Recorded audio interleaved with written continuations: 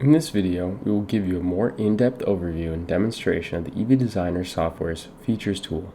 The Features tool is used to allow the software to identify and separate specific features or pixels that share a specific relationship from the background of an image.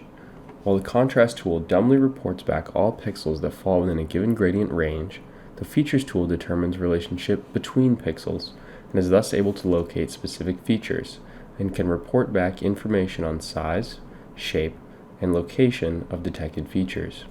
The Features tool can be used to locate features within an image, count the number of detected features, determine the size of features within the image, or some combination of all of those.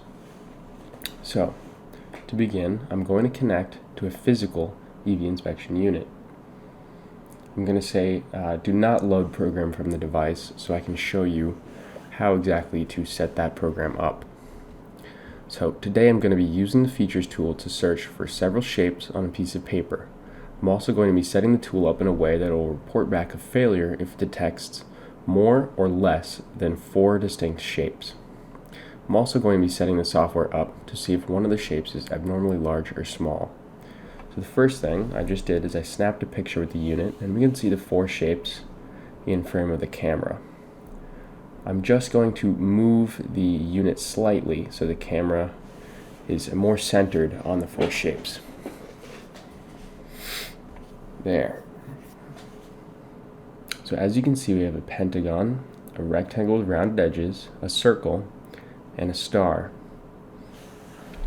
I have also made the feature detection more difficult by adding small little circles in between all of the features that share the same contrast as the features themselves.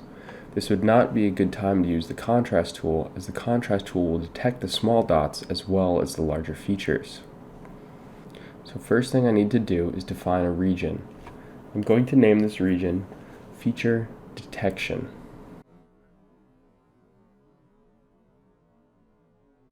We can see the bounding box has appeared on the screen. So I'm going to make it as large as the area I want to inspect. This is very important for the Features tool. Due to the nature of the complexity of this tool, region selection is very important for processing speed. Best practice is to make your region selection box only as large as it needs to be in order to reduce processing time. So as you can see, it's only as large as I need it to be for this inspection. Now I'm going to go ahead and click on Features tool, and I'm going to set the region to the feature detection region I just defined. So now the Features tool knows where to look. I'm going to send the program to the device. I'm going to run the program.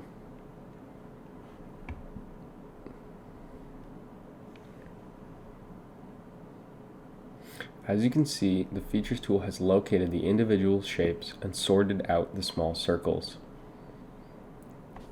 While this inspection has worked with default values, yours may be more difficult due to contrast or lighting differences. Let's go through the settings on the Features tool so you can modify them yourself and understand how the tool works. So I'm going to go back to the Create screen. The first setting you can adjust, and the most important, is the background separation threshold. This setting adjusts how the software sees the image by making it more or less selective of features to their respective background. By adjusting this value up or down, you can choose how precise the tool is at picking out exactly what it believes to be a feature.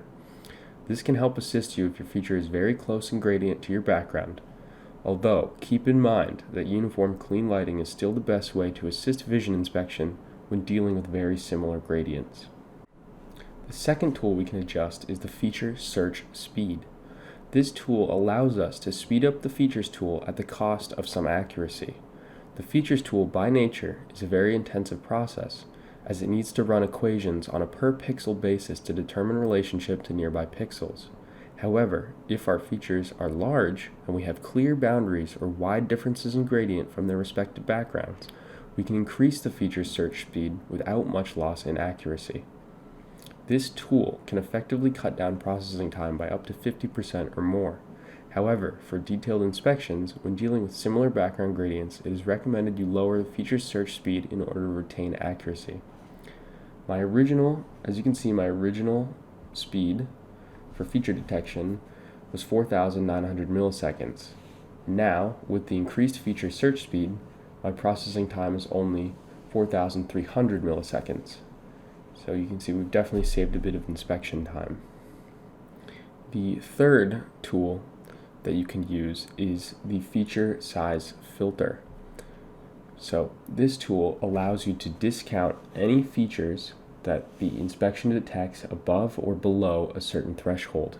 For our inspection, this plays a handy role as it allows the software to completely discount any sized feature under a certain threshold. This is how the software knows to ignore the small dots between the shapes, even though they match the contrast of the other features.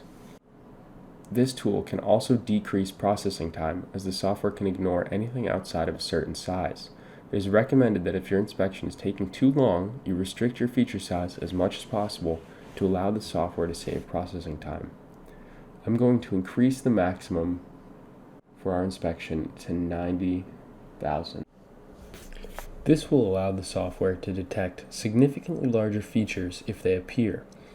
That way, we can mark them as failures.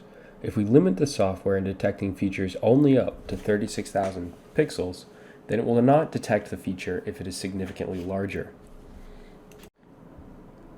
Here are some of the output settings. So the first output setting we have is a passing feature's size. This tool allows us to set alerts if a feature is larger or smaller than an expected value. If I know my feature is roughly, as you can see, 30,000 to 10,000 pixels every time, then I can set this tool to report a failure if the feature detected is more or less than this value. This can be useful in identifying if a feature or multiple features are misshapen, missing, covered, or incorrectly aligned within the region. So I'm going to set a maximum passing feature size to 50,000. This will give us some wiggle room in terms of each inspection that we perform. I'm actually going to lower it to 45,000. Now, any feature detected that is over this value will be flagged by the inspection as a failure. The second output tool we have is a passing feature count. This tool allows us to set an expected minimum and maximum number of detected features. If we expect to locate 4 features in every inspection, we can set this tool to report a failure if exactly 4 features are not detected. I'm going to set the minimum and maximum passing feature count to 4. That way, if anything other than 4 is detected, then I will get a fail. So now I have to send the program to the device, and I'm going to go back and I'm going to run the inspection. We should get a pass, as nothing has changed. There. It's detected 4 shapes, and they've all fallen under the maximum feature size threshold. Now I'm going to remove one of the shapes and see what happens.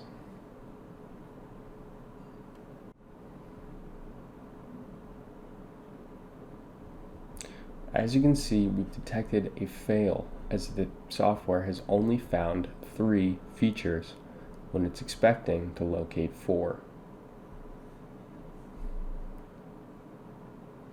Now I'm going to add 4 features but increase the size significantly of one of our features so that it falls over the maximum feature size threshold that we've set.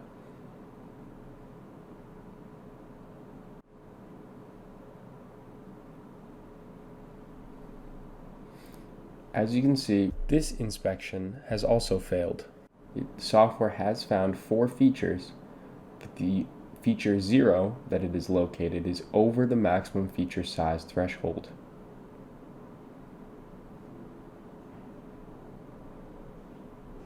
Now I'm going to remove the large feature and return the features to their original state.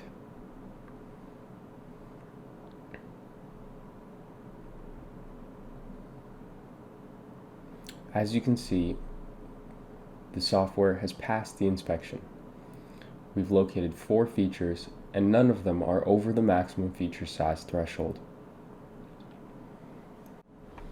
This concludes our tutorial on the EVDesigner Software's Features tool. If you'd like to learn more about the software or see more helpful tutorial videos, please visit our YouTube page or our website. Thank you.